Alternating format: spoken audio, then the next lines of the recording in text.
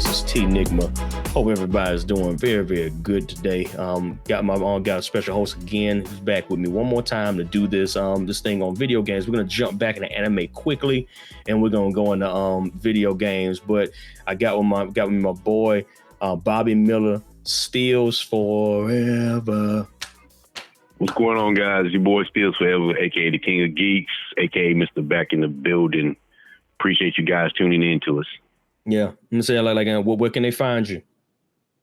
You can find me on YouTube /Steez4ever. You can find me on Twitch /King of Geeks, the King of Geeks. That's THE King of Geeks with a Z on the end. You can find me on Facebook, Twitter, or even Instagram. Basically on all social media outlets. I'm there. Man, this dude is definitely an OG. That's why I had to name these two episodes we're doing is actually just called OG BLERDs because we could sit back and talk about this for 9 hours and not get tired. I mean, it's just yeah. you get that brotherly vibe from a dude that was in the trenches with you, know. Right, the trenches are real too. Bro, they were Skrill, man. So, but we ended the last episode talking about the effects of anime, and then also some of the pitfalls of how we've seen the way that a lot of stories have kind of de-evolved from where they used to be when we were younger, where there was actually a point to it all. You know, there was a reasoning on why certain heroes had to go through trials, things of that nature. There was an anchor point that made you care about the entire story.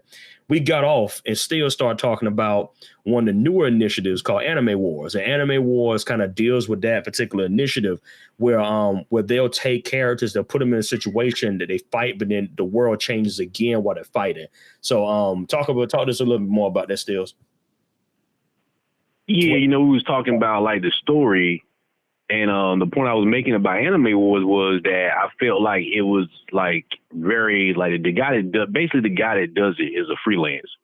And basically what he has done is he used to do these scenario videos where it's like, Goku versus Superman or Goku versus he did one Goku versus Saitama, One Punch Man. And basically what happens is one of the quote unquote fallen angels from Dragon Ball shows up. And basically, well, not just one of them. Yes, one of them that shows up, and I think it's like 7 or 8 more fallen angels. And basically, these are like the twin evil versions of the other angels that you see around Xeno in Dragon Ball Super. Right. So it just is a great story. Like, you know what I'm saying? Like, I definitely, if you like crossovers, I mean, Bleach is in it, Luffy's in it, Saitama's in it. It is a reunion of the best, man. I mean, it's right. It's gangster. The build up. Yeah, go ahead. Yeah. The build up is crazy. Like even in the last episode, the last part of the arc he aired like a week ago, and it was like a 35-40 minute episode, but it was just like crazy build up to even like the little Xeno character, the 2 bodyguards. Spoiler alert, but the 2 bodyguards are like the right and left hand, basically of God. And basically they're him. They're just different splits, all parts of himself. And he brings them back. And it's crazy. And it's crazy how this guy is doing what I call like more detail, right? I don't want to say it's better, but it's more detailed. And it's more, you can see like the fandom in it. That's somebody like he's connecting the points. Like saying like, okay, let's go, let me see where I can take this. You know what I'm saying? Like let me give the fans something that makes them like that old moment, Let me give them a couple of these in there. And that's something you don't really get anymore. Like a lot of these stories are very like, I saw that coming. I saw that one coming. Yeah, pretty much. I guess that. Yeah.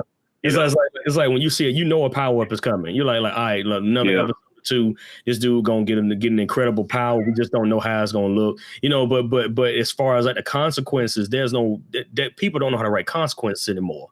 You know what I'm saying? Right. Like the consequence, like it's crazy because Toriyama knew how to do it in like the Frieza saga. You know what I'm saying? When they were on Planet Namek. So the consequence, like Goku was scrapping with Frieza at a point where he thought that he was at his best. He was using like Kaioken and everything, and we didn't even know. You remember that one episode they showed you that he was in Kaioken the entire time and still couldn't beat Frieza. Right. There's a consequence. The dude wasn't good enough, and then boom, Krillin's gone. And like that, dude goes Super Saiyan, and then boom, because he lost a friend, you saw that jump power from that loss. You know what I'm saying? So I mean, like, and I go on record, like I said in the last episode, I can't stand Goku. But I will give them that moment, man. That moment was a great moment because it showed you that like the guy actually could not win without this particular level. Naruto never did that well, ever. Because you knew you knew the fox, because like what they did, when they messed you up at, they told you the fox had 9 tails. That's they messed up at. Or the fox has 9 tails. Oh, he's only sprouted 2. So there's 7 more to go. So we already knew that he wasn't powerful. He was powerful enough. He just hadn't tapped into it yet. And I'm like, that's boring. You know, so I think it's more intriguing to know that a person doesn't have anything and you give them something new and they have to figure it out. Yeah. You know well, you never really seen Naruto just get whooped. I mean, facts. I mean, the dude. You never seen somebody just beat Naruto down and just like toss him. Like, you know what I'm saying? Like, I seen Darkseid toss Superman. Facts. Like, you know what I'm saying? Like, broke him down. But, I seen people break Ichiko down. Yep. Like, you know what I'm saying? But I never seen anybody break Naruto down. Never. You know what I'm saying? Like, I think that's what kind of leads to credence as far as like him not actually having a very good character development. Like, very good. Like, anime was good enough. You know, it was engaging enough because they gave you a lot of characters that you really, really want to care about. But when you really, really sit down and think about what Naruto really did, there is no character development. I think that's where Boku no Hero has done an exceedingly better job at, because they've already introduced us to the villain, Tomoro. Right. We know that he was the villain. We just don't know how powerful he is. We're getting to know that though. But we know he's a chosen villain. So as long as Tomoro is getting better, Deku has to get better. And that play off of each other is what's going to make that show strong. You know what I'm saying? Like, right. But just you, I'm just going to get strong because I need to get strong. That stuff gets boring quick, yo. Boring quick, man. But yo, we're going to jump off the anime tip now. We're going to deal with video games, man. This is our bread and butter. I mean, that's like no shade towards anime. Anime is too, but video games is our industry right now. You know what I'm saying? So that is like a big part of our foundation growing up, as well as the industry that we deal with right now. So, I gotta ask the question. You know what I'm saying? Like what do you think of the what would you give if you had to rate video games from an A to an F of this particular time that we're in right now, 2020? How would you rate the state of video games and why? It's crazy. It's crazy you just asked me that, because I have been on a vivid rant. A vivid rant for probably about 6 months now. Okay. About this generation of gaming. Like, don't get me wrong. I have enjoyed this generation of gaming. There have been like a lot of games I liked, gems in it. But I feel like it's a step down, like a really big step down. Because if you just look, if you just go back to the 360 and PS3 era, not even going back that far, we got Dead Space 1, 2, and 3, Lost Planet 1, 2, and 3. We got Fable 2 and 3. We got 3 to 4 Halos, 3 to 4 Gears, Mass Effect 1, 2, and 3. We got Morrowind and Skyrim and Grand Theft Auto 4 and 5 and Red Dead Redemption and Midnight Club. Assassin's Creed was born. The original. Right. 1, 2, 3, Revelations and Brotherhood Revelations. All on. Right. I think Black Flag was newer. It was Rogue. I think they ended it with Rogue, if I'm not mistaken, because they had to transfer that one to the PS4. Right. But fire off the shelf. Yeah. Infamous 1 and 2. And the point I'm making is that we only got one Infamous. We didn't get no Grand Theft Auto, because the one we do got is a remake of the one that was on the 360. You see what I'm saying? This is what I'm getting at. We didn't get any Silent Hill games. We didn't get no continuation of Resident Evil. The last continuous Resident Evil we had was 6. Yep. That was on the 360. Yep. So it's like we basically got half the content.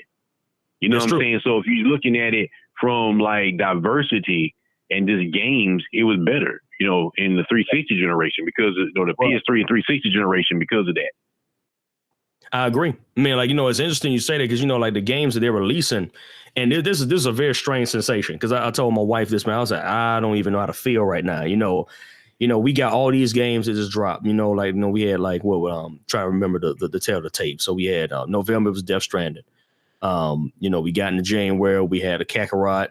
You also had Fallen Order. The Star Wars Fallen Order. You had it's a couple of the games I picked up, you know, in between. And and that actually makes my point. None of those games really mattered.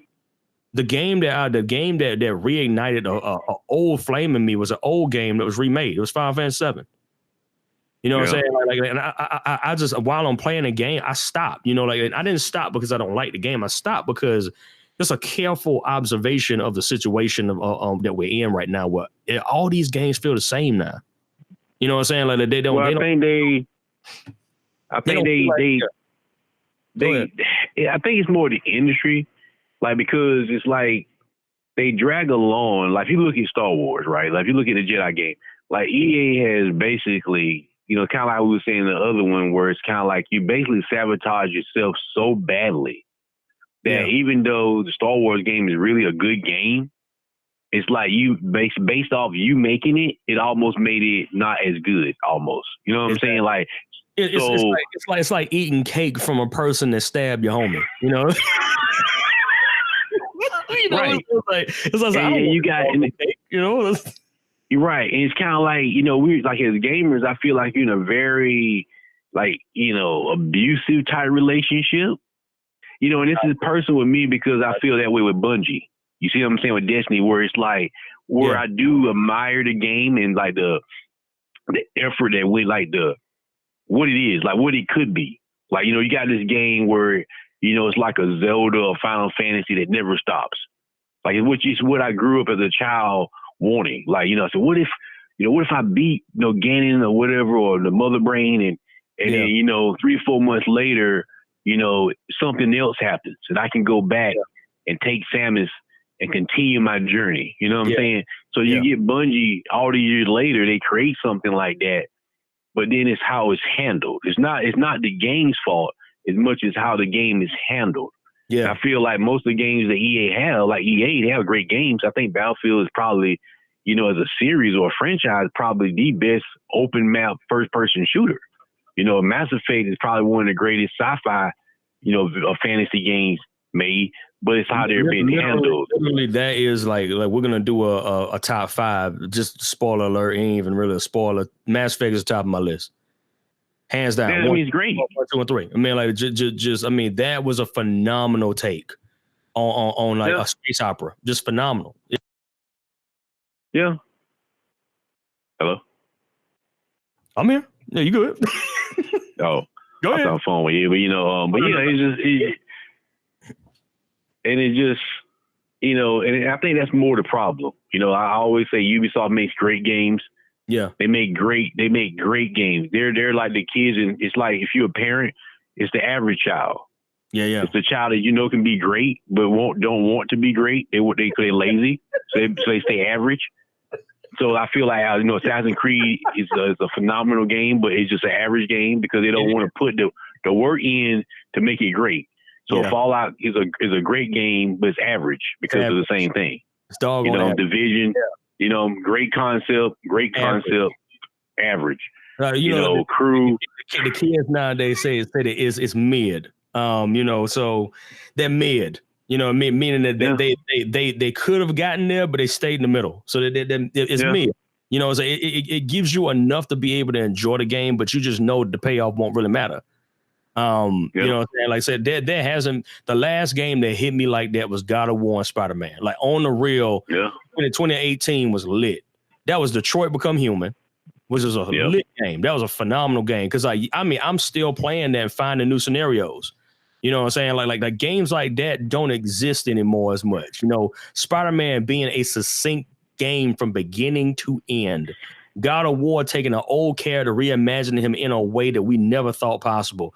You know, stuff like that, man. It's like, after coming out 2019 was trash. You know, I'm saying? It's like, I mean, once again, like I said, like you got great ideas, just poorly executed, and then you kind of sit there and you kind of just wonder why.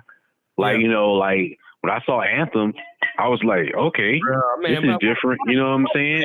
So, man, why you had to mention that name? God dang it. Well, I'm just saying, like, you know, me coming in, I'm just being honest, me coming in as a gamer, just sitting there playing it. You know what I'm saying? Like, me playing it, I always tell cats, you know, because most time you can buy Anthem now for like $5 or $10.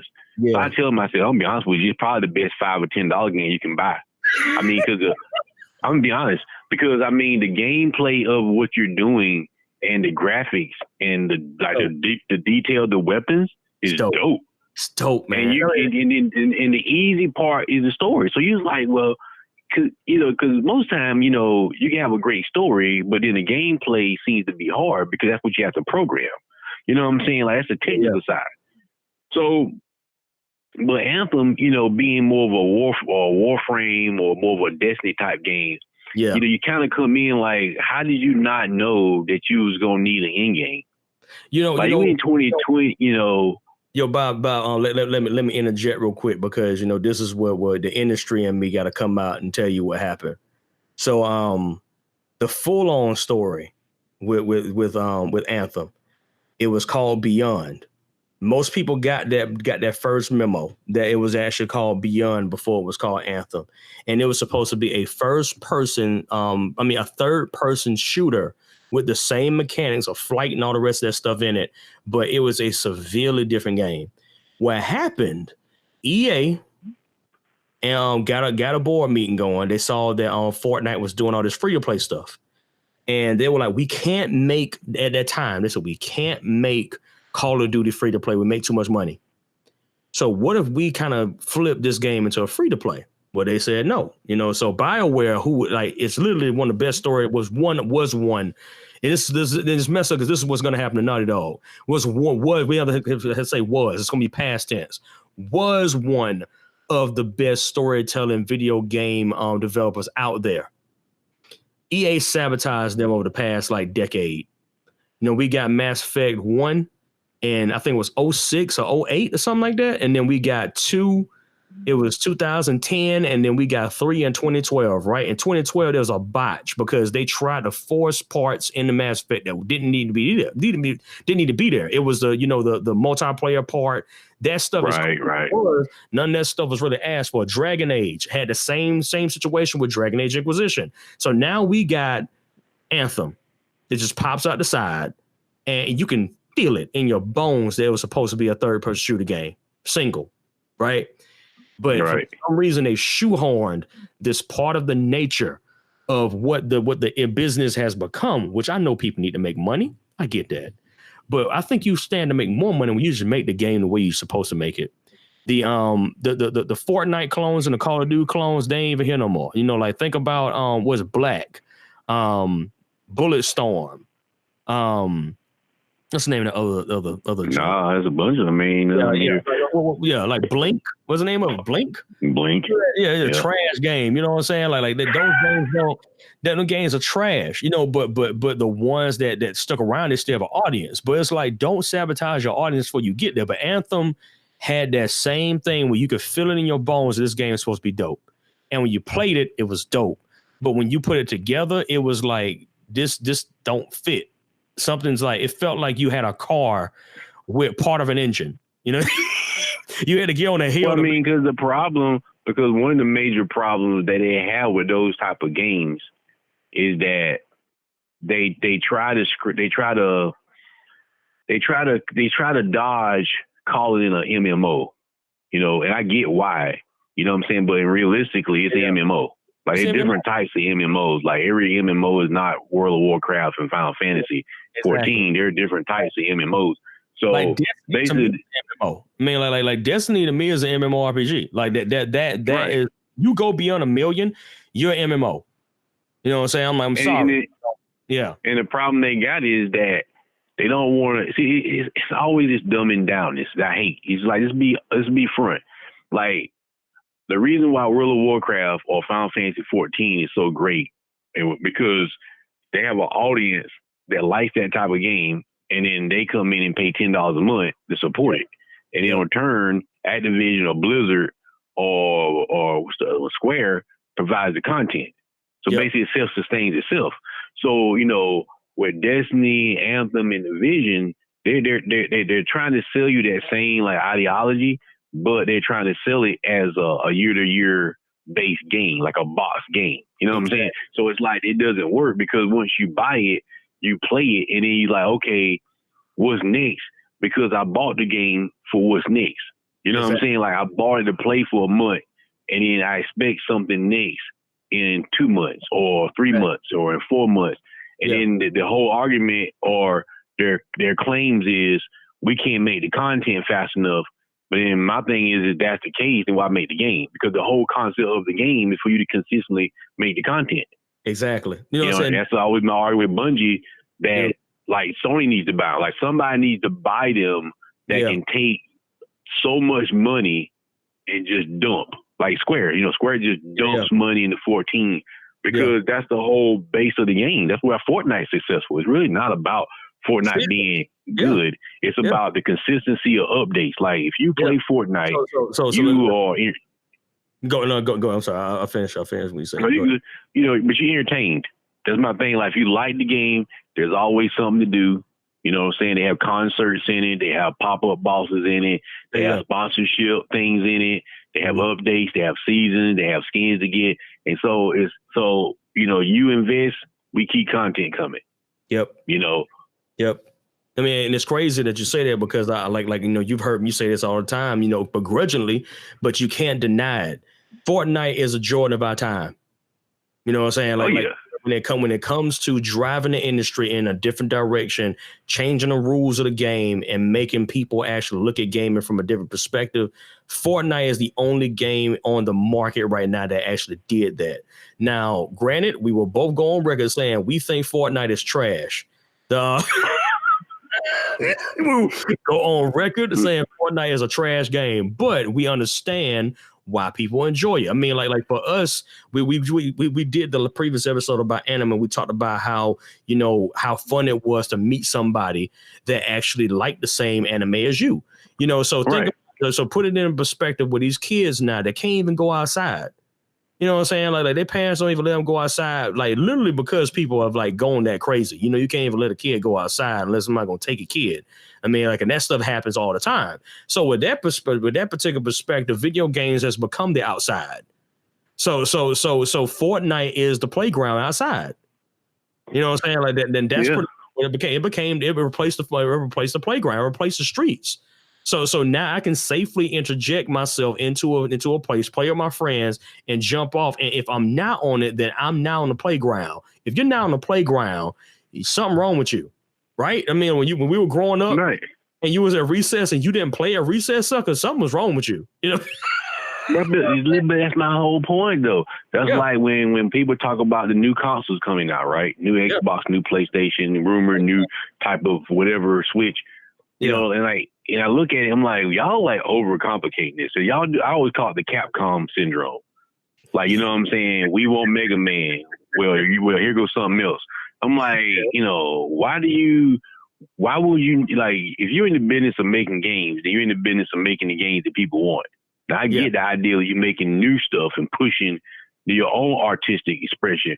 But at the end of the day, I don't buy Blu-ray players. I buy Blu-ray players to play movies in. Exactly. You know what I'm saying? So when I buy a system, I'm here for the games. You know what I'm saying? Like you can save all the specs, show me the games. That's what's going to decide what I buy. Like, you know what I'm saying? You can tell me this Blu-ray can do 8K or 16,000K or whatever, and this and that ray tracing, but then you can tell me it won't play but a certain amount of movies. And I'm like, well, I don't really care for those movies. I like these movies. And the other guy can say, well, I got one, but it's not as good as that one, but it'll play all these. That's what I'm going to go with. Exactly. So I think like the industry overthinks it. Like, you know what I'm saying? Like, there's nothing wrong with Fortnite or Apex Legends, but, like if you Activision, where's Prototype? You know what I'm saying? Like, UEA, where's Dead Space? Yeah. Like, every game you put out, I get you making money, but if it only costs you, let's say, $20 million to make a Dead Space, then you don't need to make $1 billion.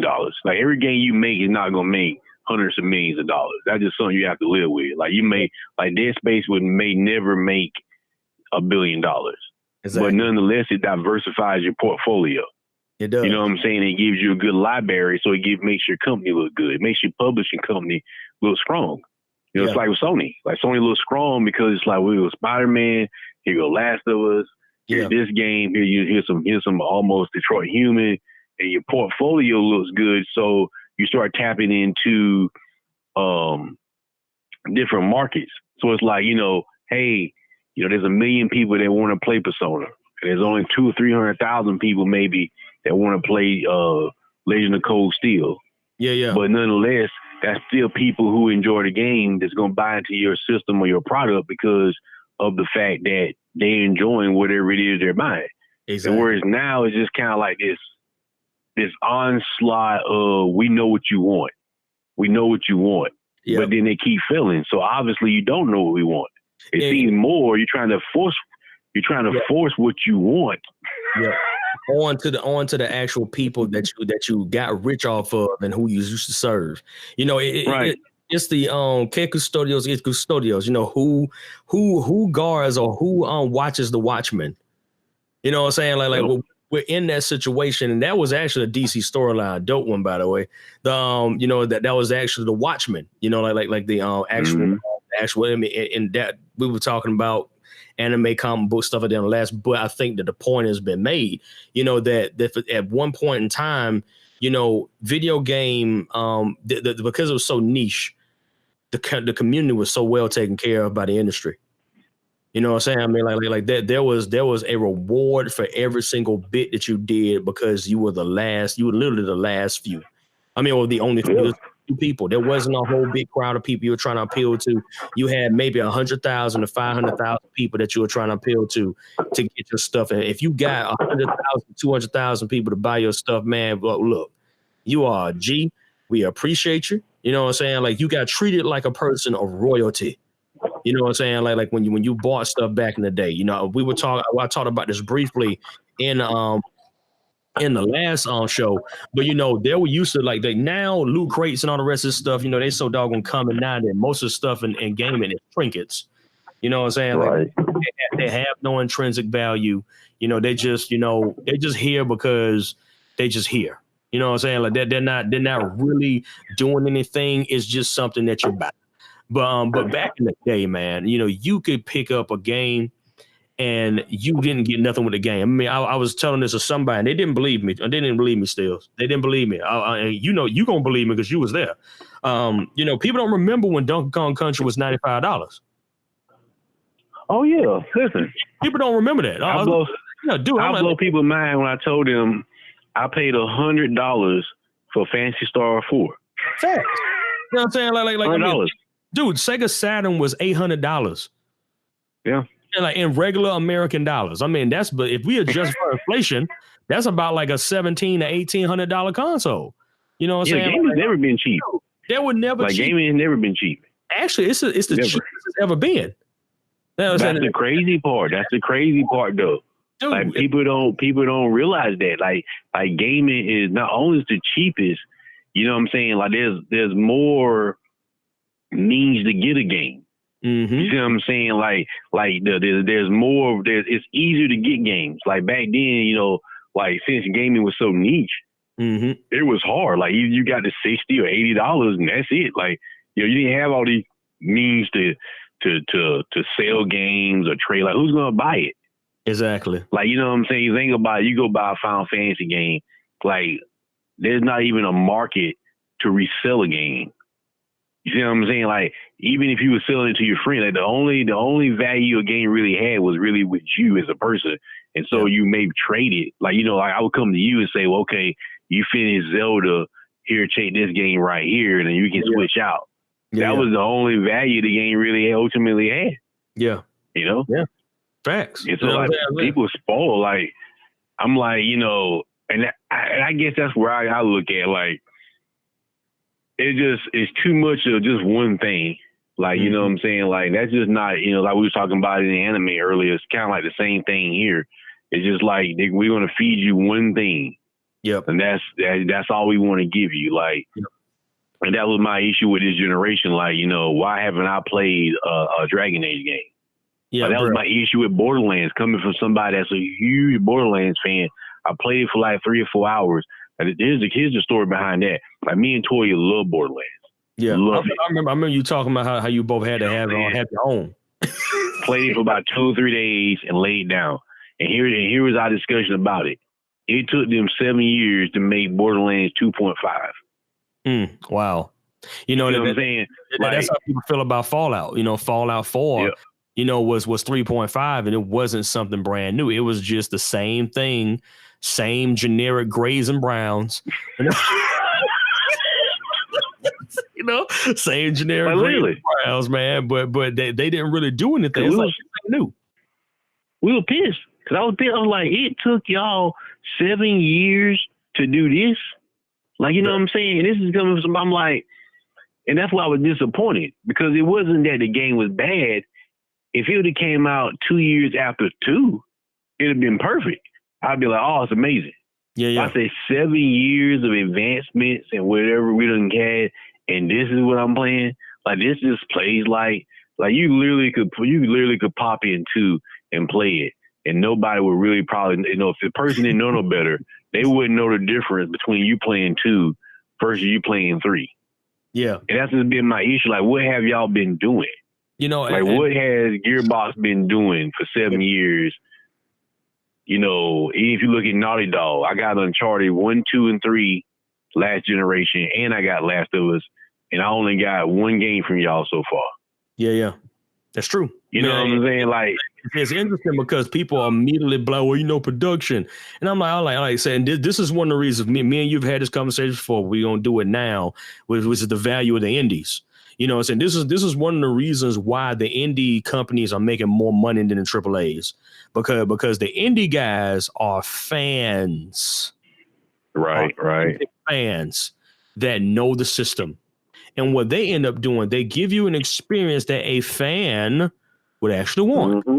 So you can take a indie title that has no merit to anybody outside of a niche group of maybe 150,000 people. Look at Rocket League. You know what I'm saying? And this is the big headedness of the people who made Rocket League, which I'm like just flabbergasted by, because I'm like, you need to remember your beginnings.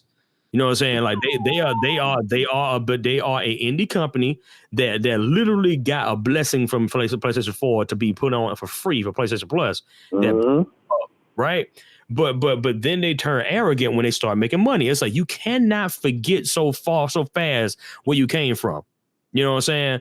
Minecraft, indie title, and he just perfected the way that game plays. Not a fan, I'm just gonna be real, but I appreciate the actual execution because he's a fan of the art. That stuff is lost. Like, we're watching, like I was telling me and my homeboys talking about this, man, how back in the day, there were no strategy guides. Like if there was a strategy guide, it was on GameFAQs, and you had to print like 400 pages. Right. To find one line, because there was no tab to click to tell you what page to go to. You had to read the whole thing. You know what I'm saying? There was literally a scroll. You're just going through every single page line. I just need to find. There was no command no control F to hit find and type it in and find. And you had to look it for yourself. You had to go through the whole script and the whole thing. And you had to find it, and you had to mark it. You didn't have a bookmark on your computer to bookmark. You couldn't do that. There was no print screen. You had to remember it or write it down. Like or you had to print it all and pay for it. Which 9 times then you paid for it, and it was like $50 to buy a dog that you bought a strategy guide. You had to print it from GameFAQs. You know what I'm saying? But like the tenacity of the developers to make the game challenging for you, but not stupid. Like this is my complaint against the Dark Souls or the Souls series. And any game that's related to that, and this is like no shade. I think that they actually make they make very good games, but I think that genre robs people of an experience, because what they've done is that they just made the game hard. Right. They won't tell you a story. They rob you of an experience. So what they're telling you is, oh, you know, you just have to beat this game. Well, you know, you gotta just gotta get good. You know, you gotta get good because you know you ain't playing the game right. And I'm like, yeah, that's cute, but homie, what is this game about? Yeah, where's the payout? That's always been my issue. I beat the first Dark Souls, and I never played the rest of them. I played them. I sit there and try them out, but I wouldn't push myself to beat them like that because I'm like, there's no payout. Like, you know, I'll sit here and grind for 2 or 3 hours and then sit here and play this boss for 2 or 3 hours. There's no story, no dialogue, there's no cutscene or anything. It's just like, you know, it sucks. Yeah. Yeah, you know what I'm saying? Like, they don't understand stuff like that. People have relegated great video games to being called freaking Dark Souls. Dark Souls tops it as one of the best games of the year. If you would have told me that in 2005, that Dark Souls was going to actually, like, because I always think it was Demon Souls at that time. It was right at the tail beginning, like right at the very beginning of PS3 when Demon Souls came out. And I played it and I was like, it's okay. You know what I'm saying? Because at that same time, I had Heavenly Sword. You know what I'm saying? Which is a fire game that got trashed because it was on PS3. Like you know, at that time it was popular, just hate. Which I think we might be going back into that same loop if Naughty Dog don't get the stuff together. But but you know what I'm saying? Like no, you look at the situation. You know, Heavenly Sword was a fire game. You had Uncharted that had just dropped as well. What does this game offer me other than being a hard game when I've had these experiences? And I'm like people are like, well, I found this sword. I'm like, I don't care about a freaking sword when I can't tell you why I need the sword. I think a lot of companies overlook the ingeniousness of Nintendo. Yeah, you know what I'm saying. I'm not saying I agree with everything Nintendo does, but one thing I do agree with is you don't fix what's not broken. Exactly. Like a lot of the stuff I hear Sony and Microsoft talk about, you know, it's kind of like Stadia. I'm like, who asked for that? Like who, like what gamer asked for this? Like you trying to sit here and tell me it's the future? Whose future? Like I don't know nobody who asked for that future. Like you create that future. You trying to brainwash me into believing that's the future I wanted, but I never asked for that future. So it's like the same way I feel in gaming. Like all this stuff you're showing me, you know, there's only a small portion of it that I even asked for. Yeah, it's like this is what you wanted. I'm like, no, it's not what I asked for. That's it. I think that's the reason why Spider-Man was such a hit is because Spider-Man was like something everybody was literally asking for, and we were just we were in a store. We both were like, just do it right. That's all. This all you have. You know what I'm saying? Like, you know what I'm saying? Like, you don't have to know. I'm not saying listen to me. Like as far as me telling you what game I want. Yeah. But it's more about like this Thursday coming up, right? Microsoft has that little showcasing or whatever they're going to show. So I'm pretty sure majority of it is less about me and more about what they want. And that becomes the problem because they're trying to sell me a gamer experience that I don't want as a gamer and then trying to tell me it's what I want. And I'm like, no, it is not. And so you're wasting your money. And it's like Michael Bay. You're trying to tell me this is the Transformers for you, and I'm like, no, this is not the Transformers for me. Yeah, for real. That's a good point, though. That's a real good point. You know, and then you waste so much money. They waste so much money that then they say, well, oh snap. Then you like Capcom. Here's Monster Hunter. Here's Resident Evil. And I'm like, well, why wouldn't you just do this from the start? Like, why would you even put yourself into a position? Like, they are like, if you Capcom, make Dino Crisis. They already told you make millions of dollars. Bloody Roar, bro. If they release Bloody Roar right now, what's Tekken? What is Street Fighter? You know, that's my point. Power Stone. Make Power Stone for the Switch. Like, this is common sense stuff. You know what I'm saying? Like, this is not really hard. You're overthinking it. You're trying to say we need to do this and that. This is the future. I'm like, no. At the end, it's always going to revolve around. You're in a gaming industry. It's always going to revolve around the gamer. Always. The games and the gamer. And you know, it's interesting because like when you deal with that from a micro level, when you deal with it like from the actual just a basic experience, like what really makes this game work for a customer. You know what I'm saying? Like the customer's looking for a form of escapism. Okay, that's the number one reason why video games are even popular. Mobile games included in this. I'm just being real about saying mobile games, console games, and handheld. The reason why they're even there is because people need a form of escape. Step one, help them escape. Right? Don't interject the real world so much that it reminds them of what they were trying to escape. That should be lesson one in any class when they go to game development. Listen, we need you to learn how to do abstract thinking. We need you to take these concepts and we need you to pull it as close as you can to reality, but also pull back. So we won't have to like actually say that it's something that's happening now where it feels like everybody's talking about President Trump in a video game. I don't want to play that. You know what I'm saying? Just being real. I don't want to play that. I don't care. Okay. We're trying to escape this foolishness. Can we get a good game? Can you just give me a game that is fire? Can you give me that? Like, so Spider-Man was a full-on escape. God of War was a full-on escape. Like it was a full, like Red Dead Redemption, as nice as the game was, had Trumpisms in it. Think about it. Industrialism, and you had this rogue group of people that just wanted to be free and they wanted liberty, but then they really didn't want liberty. You know what I'm saying? Dutch Van Vandalen just being like literally another form of a person that said they want something they really don't know what they want. You know what I'm saying? I was like, it was a good story, but I would have preferred if we would have just stayed in the doggone country in the cities. You know what I'm saying? I told one dude this Steelz, and they got mad at me because I told them that I was okay with Red Dead Redemption 2. Still think it's a very good game, but I'm like, as far as like me talking about the story was good. It was good, but to me it felt like they forced this story in because if Arthur Morgan was so important, why do we not know about him? Yeah, true. You know what I'm saying? No mentioning that cat in anything in Red Dead Redemption. They didn't even talk about the fact that the ring that he put on his wife's finger came from Arthur Morgan. Wouldn't you think that that's important? You know what I'm saying? Like, stuff like that when you're writing backwards, because that's a real fun trend right now. Is that they write backwards? Well, because Rockstar, that's their fault. They ripped themselves in that hole. That's what I'm saying. Like, it's the whole concept of like with me with Mass Effect. Like, why do you? I always view killing characters as a way of lazy writing.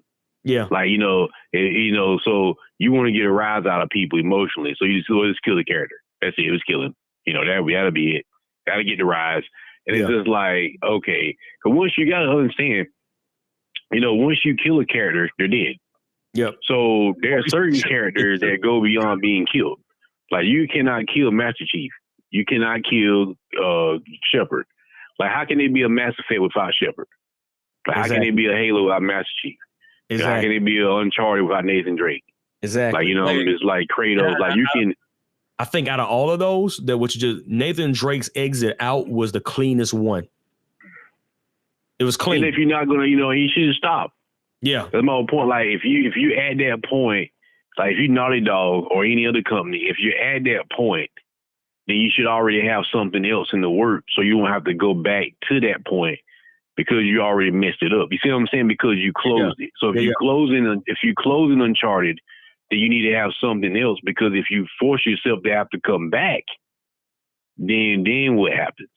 You see what I'm saying? Like, so because you're writing a book. Like, so once you write this character into death, or you write this character into retirement, they're written in there, and you got to figure out a way to write them back out. So it's almost like how we was talking earlier, where I was like how the perfect entry into Last of Us 2 should have been exactly where Last of Us 1 stopped, because it really had a cliffhanger. So why not just like you watch Lord of the Rings, it just stops and then it just starts back.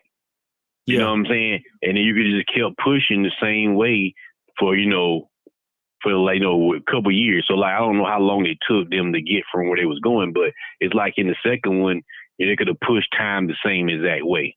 Exactly. And so it's kind of like one of them things, like, because once like your writing has consequences. That's probably the better way of saying it. Like, your writing has consequences. So,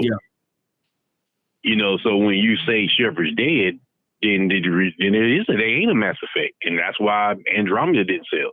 Exactly. Like, who wants to play Mass Effect without Shepard? I mean, it's crazy too, because like I said, that's my favorite game, man. I mean, like, and I remember getting home. Like on the real, I literally just came back from Africa. I'm just like I remember this joint because I was in Africa for a month. You know what I'm saying? And I remember that. I remember I came back. It was the day of Mass Effect Andromeda, and I was stoked. I was like, yo, I just came back. You know what I'm saying? I'm about to go ahead and get this in. And I remember popping in, playing the first 3 hours, and I was like, what the world? You know, so I was like, what the world is this? You know, like literally, like I waited 5 years for this. No, you killed him. You killed Shepard. So you killed Shepard.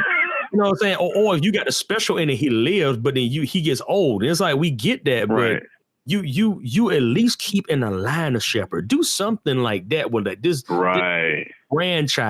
You know what I'm saying? Remembering the trials of his grandfather. You know, like just do something to honor the memory of the main character if you're gonna kill him or if you're gonna like have him age out or something like that.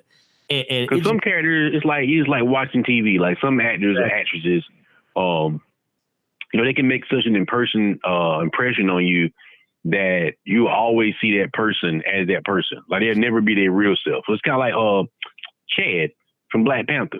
Oh yeah, he's such a great Black Panther to most people, at least, that ultimately he is the Black Panther.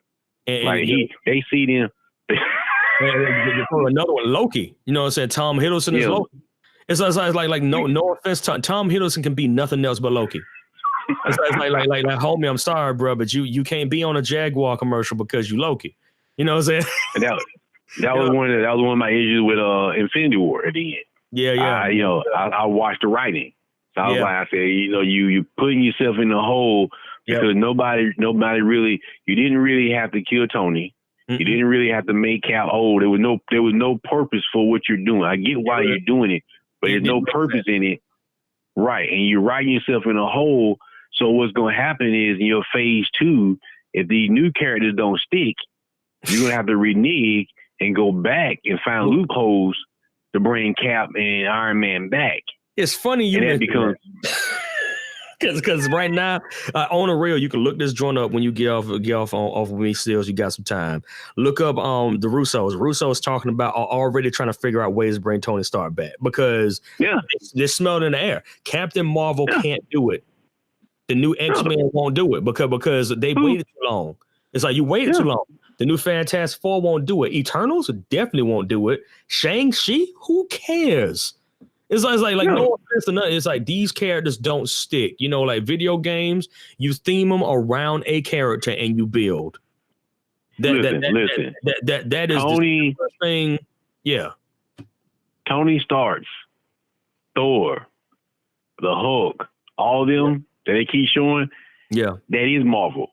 And they're going to have to pay them guys whatever they want, or they're going to have to stop making the movie. You see what I'm saying? Because that Chris does he's such a great Thor, and Cap and all them people are such great in their role. That's one thing I give Marvel credit for. Yeah. That guy that plays Cap, he looks like Captain America. Oh, bro, man. I mean, and Chris Evans is a trash human, but he is a phenomenal Captain America. Right. Perfect. I mean, look at Thor. Like nobody, you couldn't have picked a better Thor. He looks like you. I mean, when you look at the comics, it's Thor. Yeah, you know what I'm saying. No, you know, I always say like Jesus. Old boy was born to play Tony Starks. Yeah. I mean, you know, his sole purpose. Robert. You know, like, Joe. I'm mad. Let me ask you this right here, real quick. When they were kickstarting with Iron Man 1, and they said Robert Downey Jr. as Iron Man, did you like look in the sky and be like, yeah, it makes sense? You know, that's the power of Marvel. Yeah, we read to me better than the movies is to pick the character, the role picking. Like you couldn't have picked a better Doctor Strange. He looks like Doctor Strange. He looks like Doctor Strange. I mean, like even Scarlett Johansson is Black Widow. Like her ambiguity and what she is, because she's like Jewish and a couple other things mixed. Like in Scarlet, I mean not Scarlet, which I mean Black Widow. My bad. Black Widow. You know, like there was something about Black Widow that was very, very interesting because she felt like she could blend into any crowd. You know what I'm saying? And them picking ScarJo made sense because that girl can be anything. You know what I'm saying? I was like, she's a phenomenal actress. So the fact they even landed her for this role, I was like, oh my goodness, they about to really take off. And I was like, well, this girl, first of all, she's a beautiful woman. Black Widow was a beautiful woman. You know what I'm saying? Yeah. Versatile in languages. ScarJo is actually versatile in languages. You know, like there was so many similarities there that just blew the minds of people when it came to picking. Even like Ritter. I forget his name. Chris Renner. I can't remember his first name. I just know his last name. Who plays Hawkeye? He's a smart aleck. Oh yeah. He's smart alecky already. I was like, just throwing the bow on his back. He's himself. You know, I mean, so I'm saying like, but that's just, I mean, that type of strength there though is something that's the strength. We lost that in video games at least. We don't have. That's what I'm saying. Like, we don't have that anymore. Not the same way. The only game that was designed to be what the industry is trying to create, that was designed to be that way, was Final Fantasy. Like Final Fantasy, that's really the crazy part about 7, because of the fact, you know, me playing 1 and all the older ones, like it's never been the same. So even though it's a continuation of the same game, series-wise, like every Final Fantasy is its own self-contained story. Exactly. Right. And then 7 is the first one to make a hero that sticks. For the first time, he sticks. Very true. Like he sticks to a way to where Barrett and all of them sticks, Tifa, to the fans don't want them to leave. Yep. I mean, like so much, so, you know, like to make it funny, you know what I'm saying? You know, there's this controversy about the way that Tifa looks. If you get my drift. Right. You know what I'm saying? And people are, why in the world y'all so obsessed with her having this particular figure? Because she's always had that figure. Right. You know what I'm saying? It's like it hasn't even nothing to do with really sexualizing the girl. This is just the way she is. Would you walk up to a girl? Would you walk up to a girl that rocks a little bit like a brick house and tell her that she's supposed to look like a stick figure? Yeah. Would you do that to a woman right now? Would you just walk up to him like, well, you're the wrong shape? Really? That's my take on it. I'm like, I'm sorry. It's like, you drew this picture already. We don't need you to deviate from the picture. Keep her the same way. She was always a G anyway. It's like, she's a G anyway. Let her be the G and let her look like herself. You know what I'm saying? Like I think that's going to be one of the gripes with The Last of Us. And this is a small, very light spoiler, but it's not spoiling any story. It's more the character design. The issue that people are having is that Ellie looks androgynous. You know, she don't even look like a girl anymore. Right. She just looks like a guy. You know, they did everything in their power to make sure she was not attractive in any way, shape, or form. And I'm like, we're not looking for her to be severely attractive. We're looking for her to look like a young girl, look like a woman. You know what I'm saying? Like I mean, like not saying that you got to be like a brick house to be a woman, but it's just you feel it in the air where every female, they sanitize all the females in this game. Steelz, every last one of them.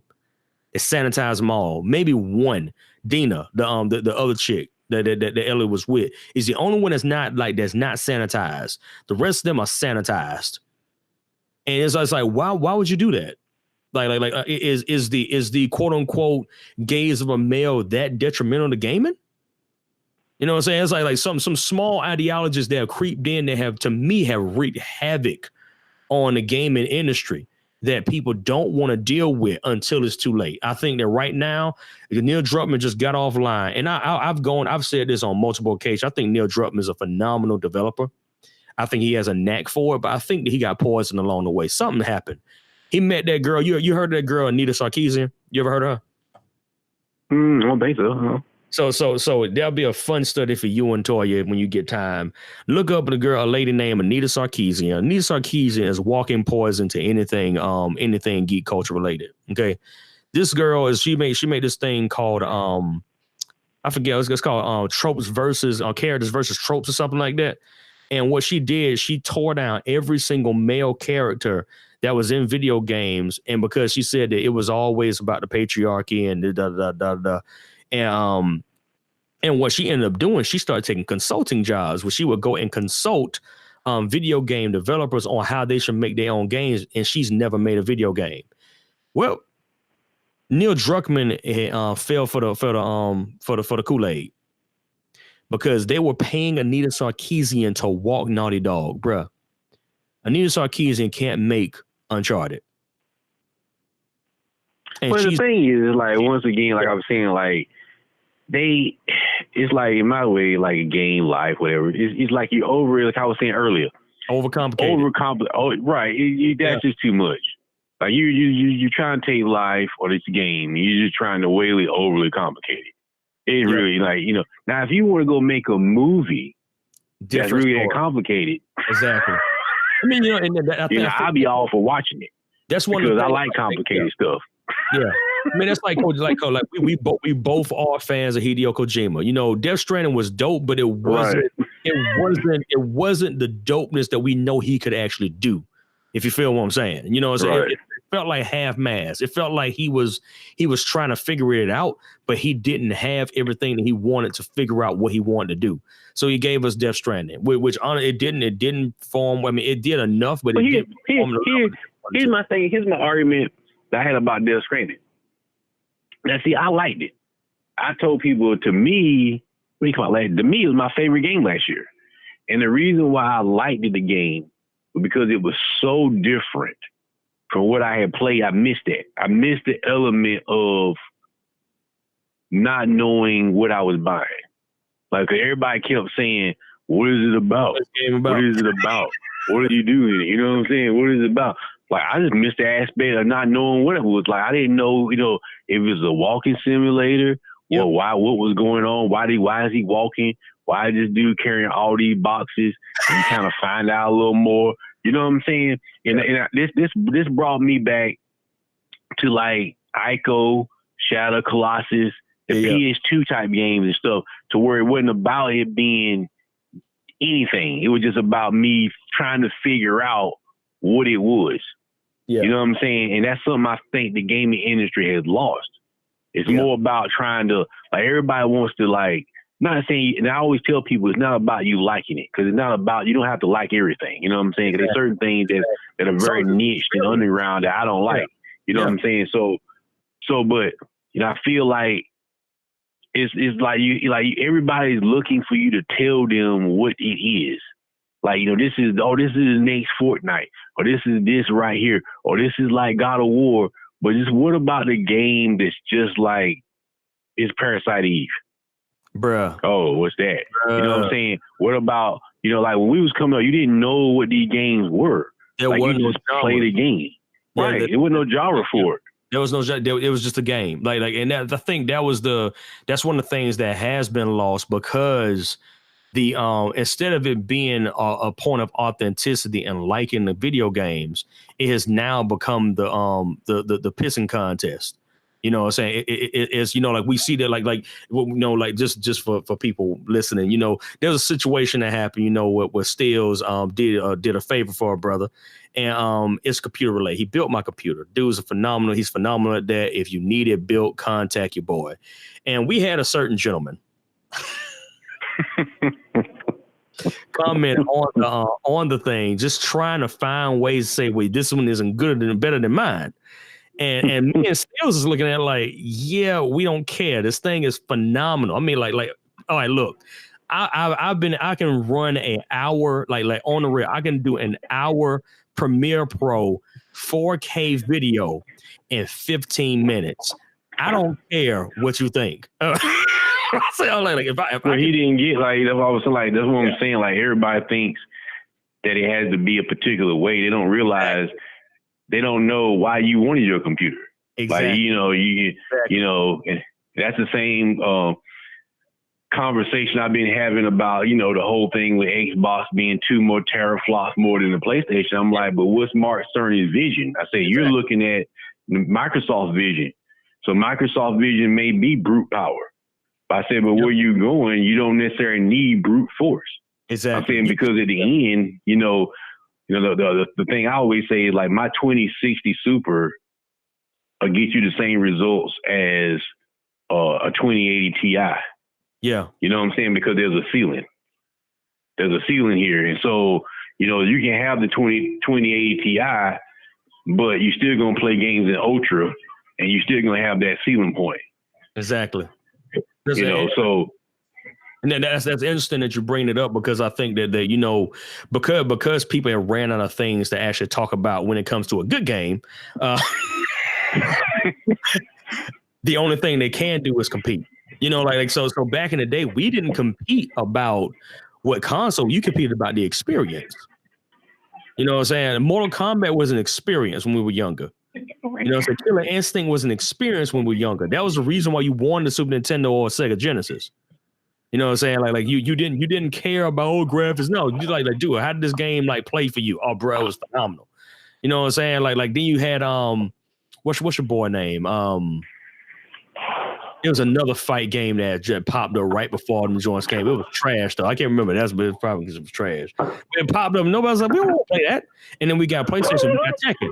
You know, so then Tekken came out on PlayStation, and it was like fire. And people were like, oh my goodness. And then 2 came out, and it was this is fun. Then 3 came out. People were like, yo, what is Killer Instinct?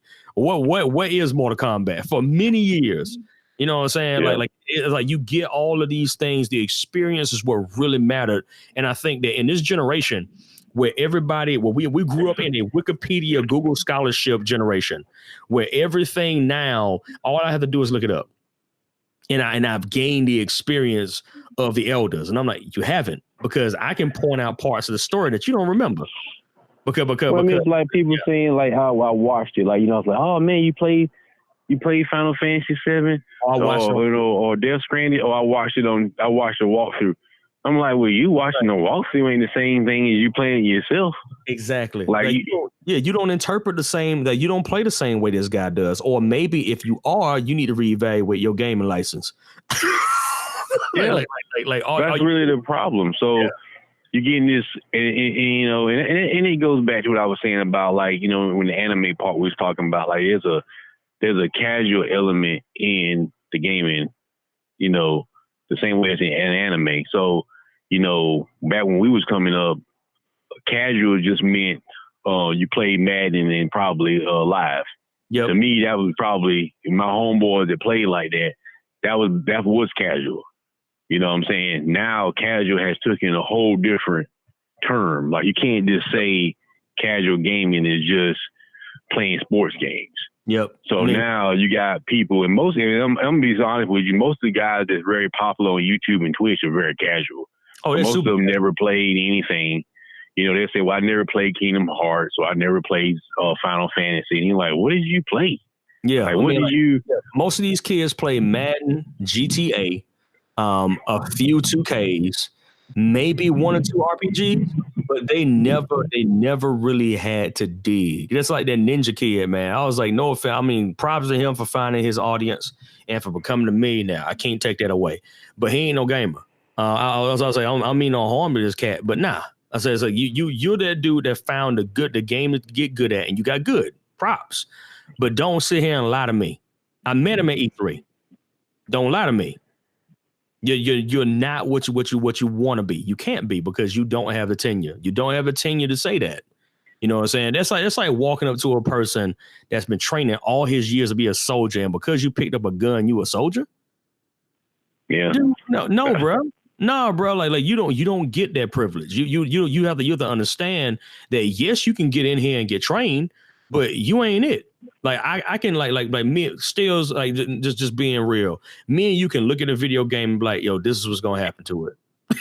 I say like this is what's gonna happen, and people are like, no, it ain't. No, we've done how many times we done shot called video game. Man. Bruh, we done shot called video game releases and how stuff is gonna go. People are like, no, it ain't, and then they come back in the store. Oh, well, you know, they was right. I'm like, we told you we was gonna be right. It ain't even like really a point of us trying to do a pissing contest with you. We just get the rhythm. We understand the rhythm of how games maneuver. Once you get that rhythm and you figure out that it's the same thing, it gets boring. Yeah. So that let's say so what, with all that in mind, what would you rate the state of gaming? A to F. It's a C. It's average. Okay. So I wouldn't give it a D or anything. We're in agreement. I would give it like a C plus, C minus. Like, man, I'll just give it a solid C. I'm with you. Like a solid C. Mostly because most of the games that really thrilled people are gone. You know, games that truly changed the way people even thought. I mean, like that leads me to my next question. You know, there were game experiences that when you played them, it made you rethink certain parts of your life. You know, you know what I'm saying? It's like, dang. But see, that's the thing I was taking from Death Stranding. Yeah. See, Death Stranding was one of the very few games I have done like that for a while. Like when I sat there, like literally I got home, I popped it in, I sat there and I wasn't even expecting to play it for a long period of time. And I literally sat there and played it for like 5-6 hours straight. Because it was just like the atmosphere and the atmosphere not knowing is what drove me. Yeah. If that makes any sense. Like, you know, I'm the unknown, like what is this stuff? Like why is that popping up over there? Why is that dude? What's these specter looking things? And who is this lady? You know, why does she look like that? And the soundtrack came in, I was like, oh my God, the soundtrack's dope. You know, and it's completely different. Completely different. Right. Everything else I play everything else I'm playing, I expected. Like, you know, even the Assassin's Creed, I'm like, oh, okay, I know what's gonna happen. The first thing I say when I look, I said, oh, it looks good. I say, well, basically, it's Assassin of War.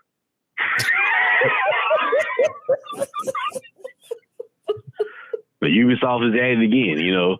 They done found something else to be average about and copy. Basically, Kratos and God of War last game 2 years ago, you know, they do it for Odin. I'm like, oh, yeah. Yeah. No, I was cracking up, man, when somebody actually put a meme on Steelz, and it had a picture of the guy from Assassin's Creed Valhalla talking about Odin is with us, and there was a picture of Kratos' brother. No, he's not. It was like, no, he's not. And I was like, yo, this is great. You know what I'm saying? But yeah, you're right. I mean, it's weird. Like I said, it's like people are hardcore basic. You know what I'm saying? It's like rather than, and it's crazy too, because I mess with some people, man, and this right really mess with them, Bobby. But I'm gonna make you laugh because you're like, God dang. I say, yo, Kojima's a prophet. And people are like, what are you talking about? I said, let me make you laugh real quick, okay? When Grand Theft Auto, when Metal Gear Solid came out, Metal Gear Solid was about a proxy war, a war that you could not see that was always happening. And it dealt with technology. It dealt with the rise of technology, how far people would go with technology and radiation to try and figure out ways to win war. What do we got going on now? Mm-hmm. Right. So then pretty much what he did then is just like let his imagination flex around that theme. Now we got Death Stranding, which is probably gonna be a one-off. Like knowing him, he wants to do Silent Hill very, very badly. And I think they might end up getting that.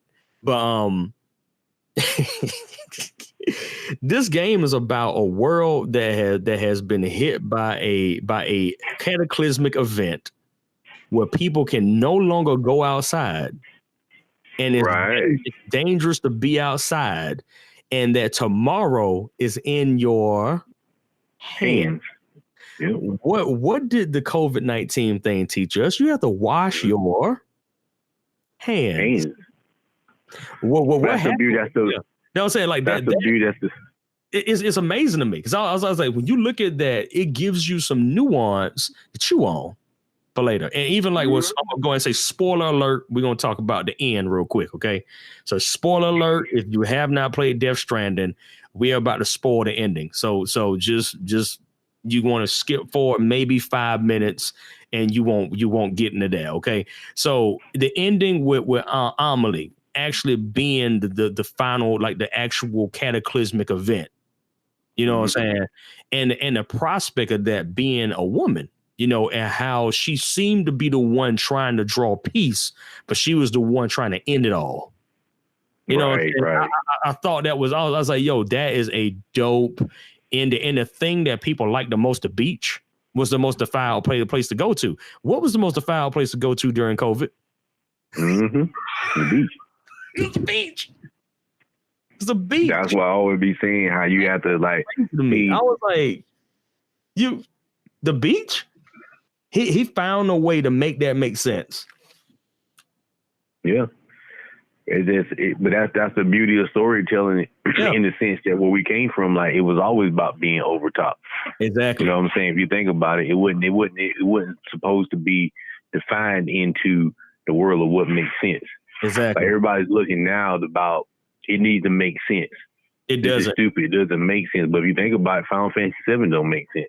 It makes no if you sense. think about it, Chrono Trigger, you know what I'm saying? Like, if you go by, what makes sense, then it would never work. Yep. I mean, it's funny, too, to just say that because I think about it. You got a black man with a machine gun for a Yeah. taking care of a white kid. Sephiroth like, what up? You know what I'm saying? Taking care of a white kid in the slums. And ain't nobody called nobody on him. Right. This cat got a gaffer arm. You tell me nobody ain't never seen this cat walking the street? This dude is like 7'3". Bear is a big man. You know what I'm saying? Like you said, Sephiroth, what, an 8-foot sword? I mean, the sucker's sword is like... Yeah. I mean, it's crazy, you know. Like they'll say stuff like that. You just like deal with it from that perspective, and you're like, this game does not make sense, but they make it make sense, and that's what makes it fun. Is that they give you a bunch of themes that don't really make sense together, but then you mash it together, and it ends up making sense. So so that's the thing. I think that when it comes to video games, we need some more of that. Give me 3 things that don't match, and let me show you how they do. We need some more. We need some more of that versus, well, this is gonna be a post-apocalyptic. I'm like, if I hear another post-whatever game from a developer and they're making something new, they're worthy of being slapped because it's like we had enough post-pandemics and we had enough post-apocalyptics. Can we just get a new world? Well, it kind of goes that we was talking about earlier, though. It's like more the I always thought that the storytelling, if you think about it historically, gaming, like for most of us, if you game early on, it's Asian based. Like, so that's like you and me, like I know Asian storytelling before I know American storytelling.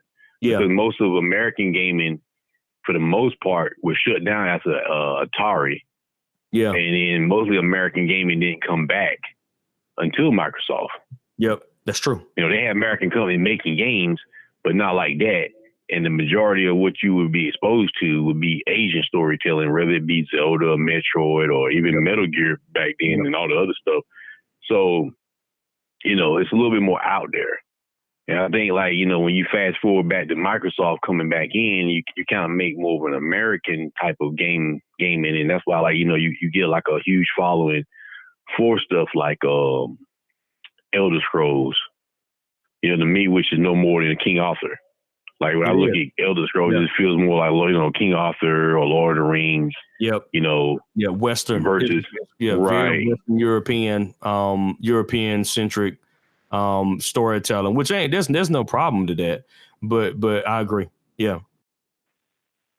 So it's crazy. It's like that. Yeah, man. But it's gotten to that point now because I feel like Lord of the Rings, Tolkien set a precedent that nobody can beat. And that's like no shade to nobody else. Tolkien was that good of a freaking writer. But he would have actually frowned upon people trying to copy him. Right. Like he would have been like, no, because he was a linguist. He wanted people to make their own mythologies. That's the whole point of the Conquest of the Ring, or like what people know as the Hobbit and Lord of the Rings. You know what I'm saying? The Conquest of the Ring was pretty much about him making an entire mythology out of nothing. And when you sit down, you talk about hobbits, dwarfs, elves, men, standing together and fighting against a evil warlord that don't have a face that stay in a mountain. I mean, come on. Right. I mean, it's like I mean, when you actually put it, when you say it to somebody like it's as raw as phone, it makes no sense. But he made it make sense. Now I'm saying stuff like that. If we don't get that back in video games, it's gonna go back to the dark ages. Like because what's gonna happen, it's gonna go back to the jocks, and it's only gonna be sports again. Yeah. It's only gonna be NBA. It's only gonna be Madden, FIFA. You know what I'm saying? I'm not throwing no shade at them because I get it. They gotta play games too. But right. To me, that is the bottom of the barrel. I'm like this is bare minimum because all you gotta do is copy and paste. That's it. Right. All you gotta do is copy and paste. You don't need no imagination to really do this. You just need to make it look like and play like what they're doing. Not saying it's not hard work, but as far as imagination, it takes no imagination. You just copy and paste. But when it comes to the art side of it, yeah, exactly. Like when it comes to imagineering stuff, you know what I'm saying, using a Disney word today. You know what I'm saying? You come to imagineering something when you actually have to engineer a whole new way of thinking. You know, like if we don't get that back soon in any form of entertainment we got in America or even in Japan and Europe, storytelling ain't gonna die, but it's gonna shift. It's gonna shift to something else. And it's gonna be something that is gonna be totally unrelated, and people are not gonna deal with it because that's pretty much how we got gaming. Gaming is a Well, form. that's why you can't really get. That's why you can't really get. That was my whole argument, you know, last year when Death Stranding come out, that you couldn't get. You know, I made the argument or the point. I pointed out that why do you think there hasn't been like a Zelda, like classic wise? You know, like when Zelda came out, people would say, "Well, this is a classic," or "This is game is a classic." I said because most of the time games that are like that are based off art. Yeah. You know what I'm saying? They're more artsy driven type games. Like, you know, you look at Zelda's more artsy, Final Fantasy is more artsy. If you look at Metal Gear, Metal Gear is very artsy. Silent Hill is very artsy. You know what I'm saying? And sometimes it takes a year or 2 or 3 years before people kind of even understand. Like, look how long it took for people to understand Ico or Shadow of the Colossus. But then I made a comparison to say, you know, what if Shadow of the Colossus came out right now? Oh, Cass, I hate like, it. Yeah, that's my point. You see what I'm saying? Because you don't know what's going on. You don't know what's going on. This generation needs to be in the know. And even like people that grew up in our generation, they fall and prey to the same thing. It's like, have you lost your ability to critically think? You know what I'm saying? It's like that. That's what made games interesting. Yes, it was fun, but there was a critical element to this. Like these developers were fighting against regimes with video games. You know what I'm saying? Like they were training up generations to understand stuff about things they didn't even know. You know, like one of my friends just realized that Final Fantasy VII was about America and capitalism. Yeah. I'm like, it took you that long? Like the game has been out almost 25 years, and you're just figuring out that Shinra is America. You're really and Wutai is actually like China is China Japan. Are you serious? Yeah, they don't figure it out though. Like I feel, thankfully they did. You know what I'm saying? I figured that out at 14, first time playing it. I was like, oh, this is America. This is America, Jack. I was saying like no compromise, a whole bunch of soldiers walking around clapping people at will. You know what I'm saying? This is America, Jack. You know, all I can see is a sucker with an eagle on his chest on America. You know, I can see that playing the game. You know, and then playing it now. Man. I was like, Shinra is the president. You know what I'm saying? President of the United States. You know what I'm saying? And then you got the cabinet with Heidegger and stuff on it. There's a cabinet. You know what I'm saying? It's like you can feel the America in this. And I always say that's why 7 is one of the most popular. Like, it's not about it being the best. It's more, for us, it's the more relatable one. Yeah, so quick question. What's your favorite Final Fantasy? 6. Same. So 6. I don't even have to even think about that. It's between 6 and 4.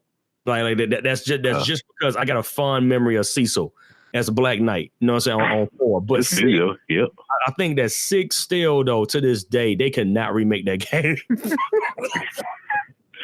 Nah, that's just too hardcore. Yeah, they couldn't remake 6. If they remade 6 right now, there'd be a riot. Well, these people, how dare they let this clown blow up the world? Like, well. And laugh about it. I'm like, well, you know. Well, I mean, basically, he's the Joker. Yeah. Yeah, you know, it's like, you know, because like it's not like Asian culture don't look at America. Yeah. Like, so Joker is really popular over there.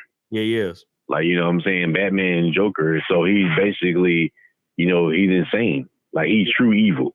Yeah. Like, you know, you look at Darkseid and Thanos and all them, I wouldn't necessarily classify them as what you would consider true evil.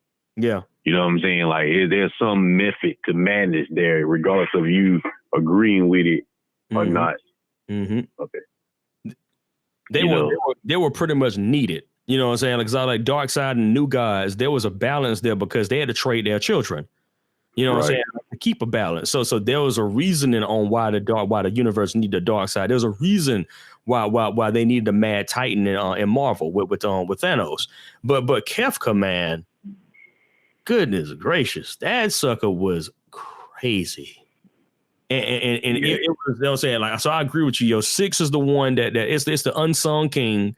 It came out right before. It was like 2 years, I think, before Final Fantasy VII dropped in '97. The you know what I'm saying, but it was one of them joints, man. 7 was just so unique. And I think that's what pulled people to it, is because of the unique vibe. Kefka's like the Final Fantasy 6 still felt like all the rest of the Final Fantasies. You know what I'm saying? Like steampunk world type of feel. You know what I'm saying? People got tired. You know what I'm saying? Yeah. Well, it feels like fantasy, where 7 feels modern. Yep. You know, as soon as the first scene, you're in the city, you're jumping off a train. Yep. It's very relatable. Very well. Like 7, like 8 is actually still in my top 3 for Final Fantasies, because they dealt with a theme that I think has also escaped a lot in a lot of the art that we got now, where it deals with the decisions that teens have to make before they become adults. You know what I'm saying? How like them being forced in a war, how would they actually react? You know what I'm saying? Would it become a game to them? You know, so or would they actually see what's actually going on? And that was the whole point of 8, is that 8 was dealing with this guy that like he was already disenchanted, orphan. You know what I'm saying? He didn't want to deal with any of that stuff, but he was forced into being a leader in a war that he didn't want. It's a war. It's a war of his parents. Spoiler alert, by the way. It's a war. It's a war of his parents. You know what I'm saying? Versus his own war. He got to finish a war that he wasn't born. They was born into, and one he didn't start. You know what I'm saying? Stuff like that. Like we don't. Yeah, let's say, like I say, it's almost a lament in some sense. You know, like when you look at certain ways that video games have gone, where it's been more focused around a gun. We're finally starting to see a resurgence bringing a sword back and hand to hand, but it's been so drastically focused on the gun that the gun took away a lot of the imagination of gaming. You know, like it's, oh, you get this new gun. I'm like, that's cute, but what else can we do? You know, like you know what I'm saying? Like can we do something else? No, we just gotta get a new gun. I'm like, that's okay. You know what I'm saying? Like that's why I kind of like the Destiny mix, where they actually gave you powers. Mass Effect gave you biotics. They were trying to find ways to mix it up so you didn't just have guns. You know what I'm saying? Like you can have a gun, but it ain't gonna be enough. You need to figure out a way to mix the things you got to think, not just point and shoot. And I think that particular method has really, really detrimentally hurt gaming, where everything now is point and shoot. So yeah, like well, that, the internet, and people see the money or the potential of esports, and so it's like a lure. You know what I'm saying? Like it's like a moth to a flame. If you're like a business company, you're drawn to it because you can see the potential. Yeah. And so you want to be the first one. It's kind of like what I always say about Microsoft. It's like, it's not that they don't understand gaming, but it's they see where it could go, and that lure draws them more than just being a gaming. You know what I'm saying? Instead of like just being gaming, they're trying to figure out how to get the one up. Yeah. Like they're going to be esports, we want to be esports. Yeah. But in my mind, in a perfect world, I think all of it just flattens itself out accordingly anyway. Yep. Like, because at the end, you can't have, like, it's almost like how we were saying earlier, where, you know, He-Man is defined by Skeletor. Yeah. But in my mind, esports is defined by story games. Yep. Because you can't play but so much esports before you need a story. Yep. You can't play with so much story before you need the esport. You know, so you gotta have. Go ahead. No, you good. Go ahead, bro. Go ahead. You're good. Go ahead. No, I'm about to say like pretty much there's this Asian drama that I would recommend you watch. It's actually called Go Squid. It sounds like a very dumb story, okay? It sounds like a dumb story though, bruh. It actually is about this guy who was the esport champion, and he ended up throwing his ring away at the ceremony when they won the national, the one that everybody aims for. He got on the stage and threw it in the crowd when he won. And he left for 10 years and wasn't even seen again. And then he pops back up with his own team that he's training in esports. And the whole thing is driven around the fact that, yes, this game needs to be beaten, but the story is actually about the history that he had with his old teammates that have also grown up and got their own teams. You know, it's dope. Like I say, it's called like Go Squid. Like I think, and also it's a trope breaker because like the female, you know, normally when you get something like that, when it's like a video game related joint, the female is a severely aloof, and then they become useless characters. I hate that because I'm like, we got chicks out here that don't game that get it. You know what I'm saying? They get it and they can get it well enough. Like, I don't need to do that, but I get it. You know what I'm saying? But this show, they did such a great job in making sure that the female lead character didn't fall behind the male lead character in the fact that she was like introduced into gaming, but she had another level of expertise that was actually touching on the same thing. You know what I'm saying? So she got to bring her own expertise to his team.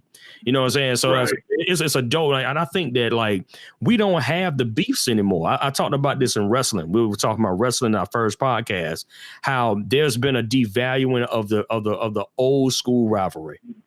We don't even got that in esports. You know what I'm saying? Like when the last time you heard of a guy saying like, this dude beat me at the last one, I'm going to beat him this time. You know what I'm saying? Like, and like really playing up the relationship between these two and how close one person came. It's like, dude, we do that. We did that at tournaments at the store, remember? You know, so we remember who faced who. So that when they meet again, like, oh, snap, is he going to tie you off or are you going to beat him? Or are you going to beat him and like just go and stomp him out? You know what I'm saying? The person playing the game forgot. And they're like, that dude did beat me the last time. So think about it. If you could look at wrestling, Ric Flair and Hulk Hogan was in two different wrestling federations. Yeah. But in every wrestling magazine, that was the dream match. Exactly. Yeah. They was rivals outside of even being in the like, you know, Flair was in WCW. Yeah. Hogan was in WWF, but they couldn't wrestle. Yep. But they still was the biggest draw, even though they couldn't wrestle each other. And then when they could, I think when WCW did book the match was trash. But but the people got what they wanted. They finally got the match because they actually were able to meet. And there was nobody telling them to not start those fires. You know what I'm saying? And I think that's just one of those things that we have to get back to game. We have to let people imagine again. And let them actually imagine certain things happening. You know, and if we don't get that, you don't get it. You know what I'm saying? It won't be as fun. You know what I'm saying? Like I think that's one of the things we lost. But that we could get again. So another question: what genre you think needs more attention in this generation? I'm gonna go back and call it the lost. I call it the lost genre of venture games. But I don't think they make really like everything that's a venture now. Like I don't classify Zelda as an RPG. Yeah. Like to me, Zelda's always been what they consider an adventure. Mm-hmm. Like you don't really see many games like Zelda or Dark Souls. But we're just talking about it. So it's always more of an RPG element game. But you just don't see that you know, like Horizon Zero Dawn like that. Yeah, it's a good adventure game. You know, Death Stranding could actually be considered an adventure game. I mean, like honestly, because you're just put into this odyssey. And you don't know where you're gonna end up being. And you're just like, I'm just gonna keep going. You know? Yeah. I mean, it's like that stuff like that. You're right, man. That's a very good doggone point. When I was with Super Nintendo, you know, they used to call it, you know, adventure.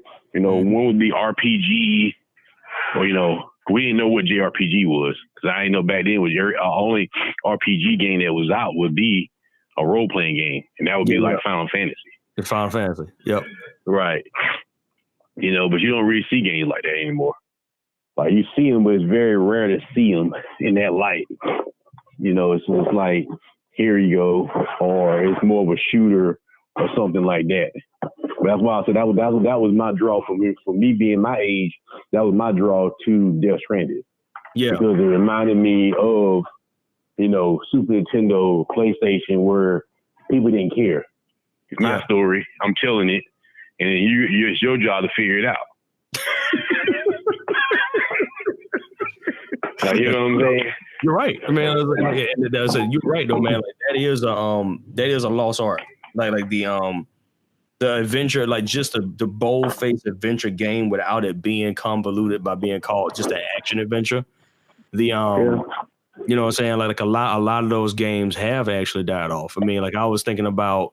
You know, not just Death Stranding, but games like Fahrenheit. You know what I'm saying? When we were younger, you know that from Quantic Dreams. You know, like the way they made Detroit is actually more of an adventure. It is a narrative, but it is an adventure. It's something you're getting pulled into this situation. You don't know what's about to happen.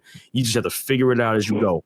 Not a whole lot of fighting. There's fighting in it, but it's not just themed around you beating somebody up. But it actually is dealing with you figuring out how to get from point A to point B, how this thing is going to sit and things of that nature. That's good.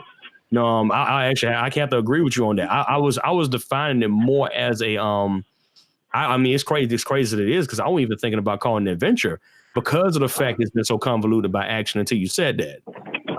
That we have to get back to the journey game. That's what I was going to say. But adventure game, journey games. I'm saying it's like the journey game.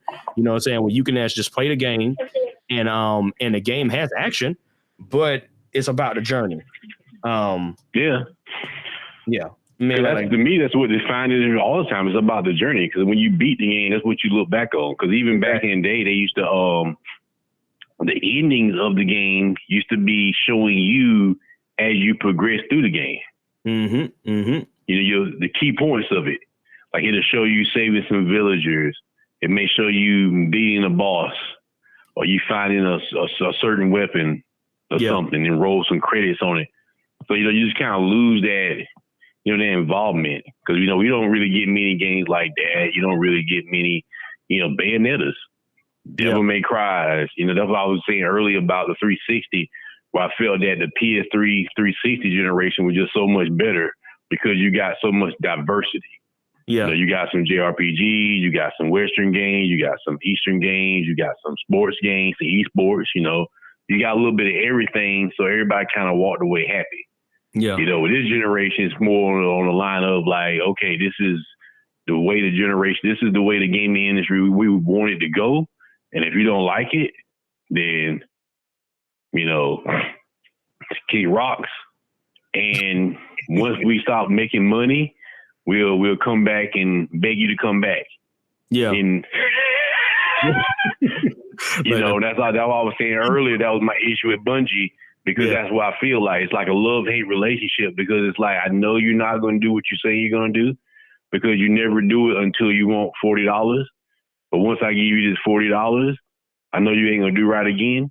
And that's just how I feel like, And that's fair. Like, it's interesting because like the situation then turns into, how do you spot a snake? You know what I'm saying? Like, how do you spot a snake in the grass when it comes to a person that's actually dev in the game? You know what I'm saying? Will this person, like, we don't mind you want money.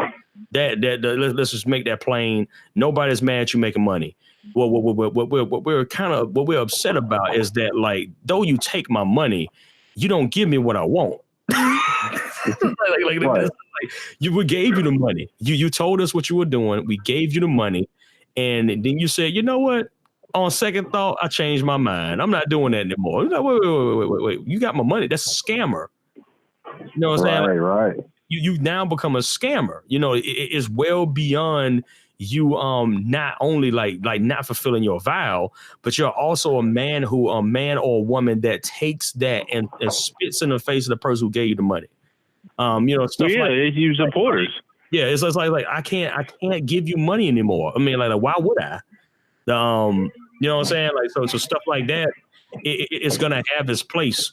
But what's jacked up is that like we've seen so many genres suffer because of that. We've had like such excellent games and RPGs and even like decision engines being built like by BioWare and all these other guys, and then we just see them get flushed down a toilet on an altar of corporate interests, or because they think this marketing campaign might pull in people that have no interest in buying your game ever.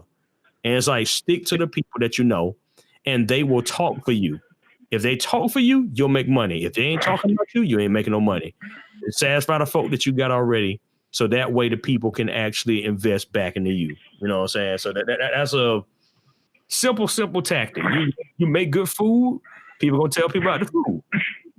And other people, all business rotates around the core market. Yeah, my throat dry. Your core market. You know what I'm saying? Like it's your core market. So like the moment you market is something, like it's almost like this. It's like I don't want to make this the Bungie Destiny show, but You okay, man? but you know, it's like you take somebody like who played Destiny or World of Warcraft or something like that. It's kind of hard to get into because it's a lot going on. So you get the group of people, a niche group that comes in that they consider the core aspect of the World of Warcraft comes in, learns how to play the games and stuff like that. And then they talk about it. So one day me and you go to work, right? And then we heard people keep talking about World of Warcraft. Yeah. Then they kind of usher us in. Yep. And they kind of show you the ropes as you play. And that's how you build a community. And the community is almost like then after me and you learn, we keep talking, and then you teach somebody and pull them in. Yep. And then the people you teach pull somebody in. You know what I'm saying? So you don't really have to dumb down things because once the core market is in place, the word of mouth sells itself. If that makes any sense. So like what they're doing is they're killing it because they keep killing the core audience. Like, you know, like, so if you Bungie, you kill your core audience and for trying to get new people, but you don't really realize the game can't survive because the foundation is laid by the core audience. Exactly. So once they leave, the game breaks. That's any version of entertainment though, especially in gaming. You know what I'm saying? Like if Call of Duty pissed off all the old people, that game is gonna collapse. You know what I'm saying? Collapse. Yeah, that's what I'm saying. It collapsed. Like we're seeing them try and rebuild their game base. They're on like the 5th game since like they had the collapse, and they're still trying to rebuild it back to the way it was. I'm like, it's never gonna come back. It's not. You had it, you just messed it up because it's like it's kind of like when me and you was talking a while back. Is a ceiling. Yeah, that's something. Maybe that's what I was kind of saying earlier, where it's more about the diversity of your portfolio, more so than trying to get all the money out of one game, because one game can't make but so much. Yeah, and you can't sell it but so many people. Yep. You know what I'm saying? So, you know, if The Last of Us can only sell 10 million, that's all it's going to sell. You just need to find some other game to make. Yep. That's just your option. Yep. You know what I'm saying? Like, you really just don't have an option outside of that. And so they'll say, well, we got to find another option. So we'll do this to the game and do this game, and then basically just destroy it. Yeah. Because you're trying to take one game and turn it into something that was never designed to be from the start. It was never designed to be but what it was. You know, so like Destiny's only designed to be Destiny. If Bungie wants a more casualized game, they need to make one. Make a whole nother game. No, make another game. It's interesting. It's like so. Let me ask you this then. So, in that same vein, where we're dealing with video games pretty much being dumbed down or like taken to a place where they'll have to quote unquote include other people in because it may be too hard.